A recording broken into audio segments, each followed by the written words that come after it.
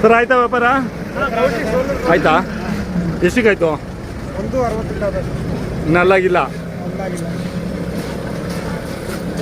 ಯಾರದ ತೊಗೊಂಡಿದ್ದು? ಕೋಡಿಪಳ್ಳಿ ರಾಮಣ್ಣ ಅಂತ. ಹಾಂ ಹಾಂ. ಈಗ ಇನ್ನು ಯಾವ ಜಾತ್ರೆನೂ ಇಲ್ವಲ್ಲ ಮನೆ ಹತ್ರ ಮಾರೋದಕ್ಕೆ? ಮನೆ ಹತ್ರನೂ ಮಾಡ್ತೀವಿ.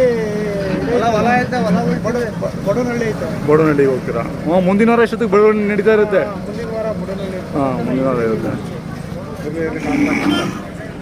ಹಾಂ, ಮುಂದೆ ಹೊಡೀರಿ.